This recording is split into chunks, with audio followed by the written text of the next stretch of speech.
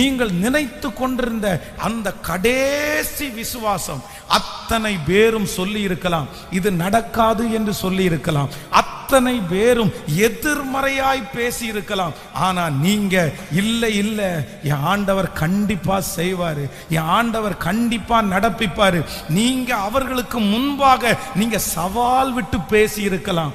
ஆனால் இப்பொழுது உங்க வாழ்க்கையில எவீர்வை போல நீங்க கடைசி நம்பிக்கொண்டிருந்த அந்த நம்பிக்கை இல்லாமல் போகிறது போல ஒரு சூழ்நிலை ஏற்பட்டு இருக்குமானால், உங்களுடைய கடைசி நம்பிக்கையும் அற்று போகிற அந்த சூழ்நிலையில இயேசு உங்களை பார்த்து திரும்பி சொல்லுகிறார், நீ பயப்படாதே, விசுவாசம் உள்ளவனாய் இரு, கர்த்தர் உனக்கு அற்புதத்தை செய்வார்.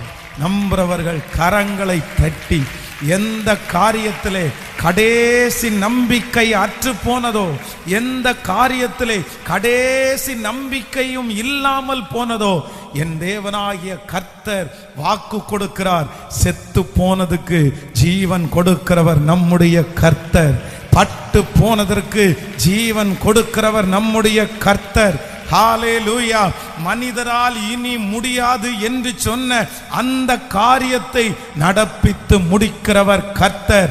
எத்தனை பேர் உங்களை பார்த்து அந்த காரியத்தை நம்பாதே, அந்த காரியத்திற்கு பின்பாக செல்லாதே, அது இனி உனக்கு கிடைக்க போவது இல்லை, அது இனி உனக்கு வராது, உன் வாழ்க்கையிலே அந்த வெற்றியை பார்க்க முடியாது என்று எத்தனை பேர் சொன்னாலும் உங்களை தட்டி கொடுப்பதற்காய் கர்த்தருடைய வார்த்தை வருகிறது. இந்த ஜெபத்தில் இருக்கிற சிலரை கர்த்தர் திரும்பி பார்க்கிறார்.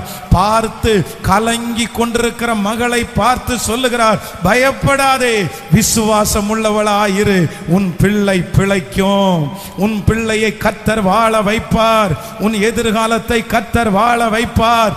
ஓ பயப்படாதே, அந்த கடன் பிரச்சனையிலிருந்து உனக்கு ஒரு விடுதலை உண்டு, பயப்படாதே, விசுவாசம் உள்ளவளாயிரு, இந்த சூழ்நிலையை தேவன் மாற்றுவேன் என்று வாக்கு கொடுக்கிறார். கைகளை அசைத்து ஒரு ஹல்லேலூயா சொல்லலாம். எனக்கு ரொம்ப ஆச்சரியமா இருந்துச்சு. ஆண்டவர் இந்த எவீருவை பார்த்து பயப்படாதேன்னு சொல்லும் போது இந்த எவீரினுடைய சூழ்நிலை எப்படி இருந்துச்சு அப்படின்னா,